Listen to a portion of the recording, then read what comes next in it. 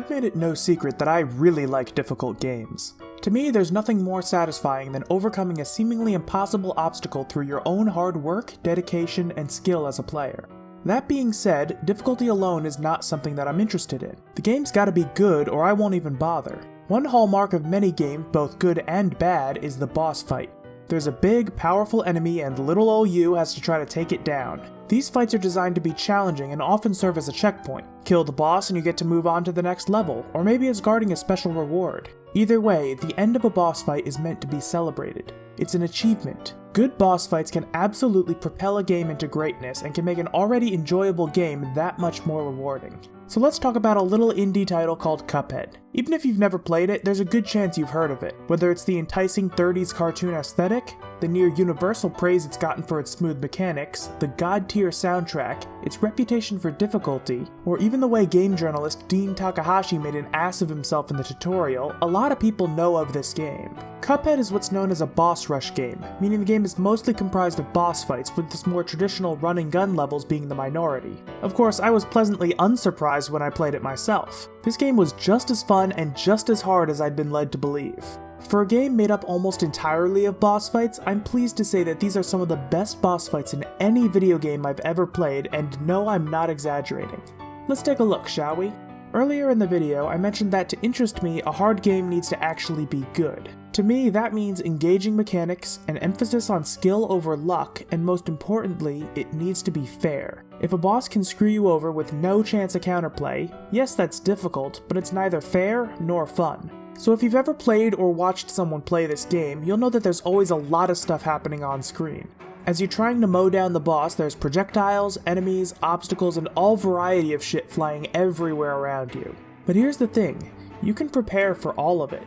Every single attack from every single boss is explicitly telegraphed. Let's take a look at one of the earlier bosses, Cagney Carnation. He has an attack where he'll stretch himself out, basically trying to headbutt you on the floor or on the floating platforms. You'll know he's about to do this because he'll coil up for a full 2.5 seconds with the position of his head telling you where he's gonna be, giving you ample time to notice it, process it, and prepare for it. His face will turn into a gun and fire upwards for a few seconds when dangerous spores are about to fall to the ground. In the later portion of the fight, he'll restrict you to the platforms and occasionally send vine spikes onto one or two of them. Before this happens, you'll see the vines creep up to the platform, so you'll know it's not safe. There's a lot going on in this boss fight, but it's incredibly fair. You'll always have an opportunity to react. That's not to say it makes the game easy by any means, but it allows for the fight to be determined solely by player skill. If you're capable of reacting to his tells consistently, you'll win the fight. And all the other bosses are like this too. Before they do an attack, they will essentially announce it to the world and you can react accordingly.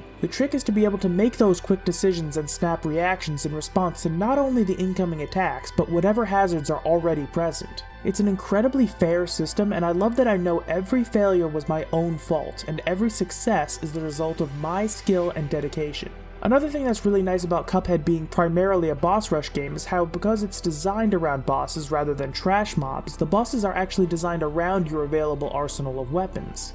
Well, they're all actually finger guns, but I'll call them weapons for lack of a better term. You can buy these weapons at the shop, and each one serves a unique purpose that drastically alters your gameplay. The pea shooter that you start out with, and yes, that's its actual name, fires rapid, low-damage bullets in a straight line. Spread fires 3 short-range bullets in a cone, offering extremely high damage per second, but you have to get up close and personal to actually use it. The Chaser deals the lowest damage per second in the game, but the bullets will lock on to the nearest target, so there's no aiming required whatsoever. While there is a degree of personal preference as to what weapons you want to use, and keep in mind that you can only take 2 of the 6 available weapons into each fight, certain bosses practically beg you to use certain weapons against them, while other weapons are borderline useless on some stages. The best example of this would probably be the Grim Matchstick fight. In the second and third phases of this fight, the boss will be on the left side of the screen, but the moving platforms will require you to regularly travel towards the right side of your screen. It's kind of a pain in the ass to have to constantly turn around and attack in between bursts of movement. However, you always have the option of simply using the roundabout weapon. This weapon will reverse its trajectory shortly after firing.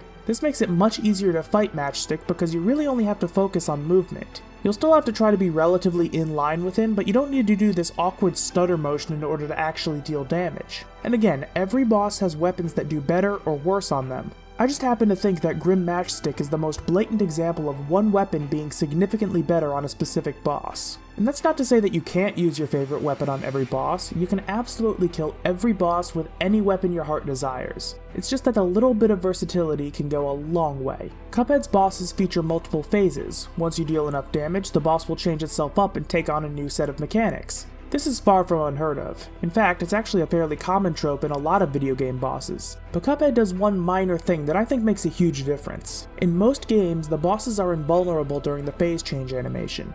In Cuphead, they're not. You can keep doing damage even as they're basically locked into place changing phases. Now this isn't game breaking or anything unless you're doing speedrun strats, but it helps to maintain the overall tempo of the fight. In other games, the action just kinda stops as the boss is doing its dramatic transformation, and all that hype you were just feeling dies down as there's no immediate combat to deal with. Or sometimes the boss will have a transitional phase where it'll throw out attacks at you and you have to basically just evade and wait it out. I personally find these types of mechanics to be a bit of a slog that drags down my overall experience.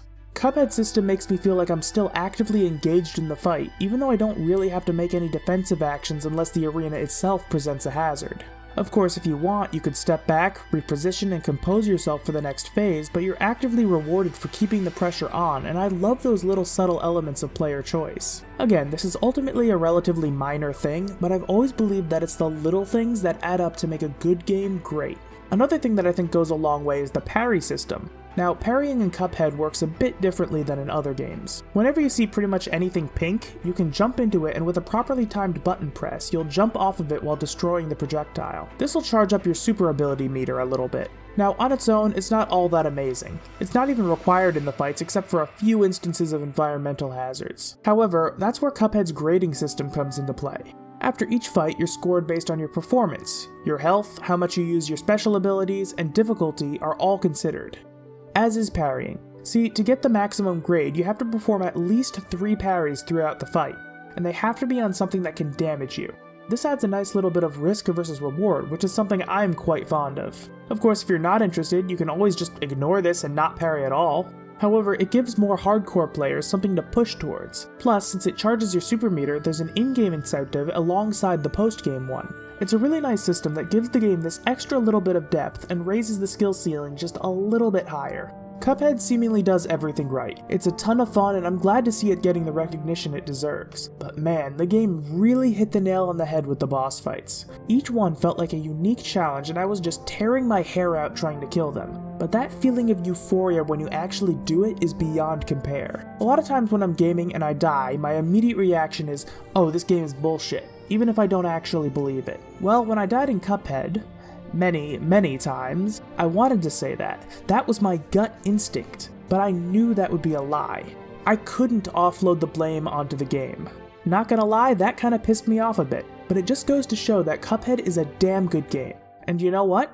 I kept at it. I practiced and I learned, and eventually I was able to get through the entire game and kill every boss. And as much as I really wanted to punch my monitor, I enjoyed every second of this game. Cuphead should stand as an example of how good game design can make an exceptional boss fight, and I really hope we get more like it. Thanks for watching. If you enjoyed the video, don't forget to leave a like and subscribe if you want to see more. I upload every Monday, so make sure to check back in next week. Follow me on Twitter at AdsTweets for updates and memes, and follow me on Twitch at AdsGames, where lately I've been streaming my editing sessions. Once again, thank you all for watching, and I'll see you next Monday. Hit the road, Jack, and don't you come back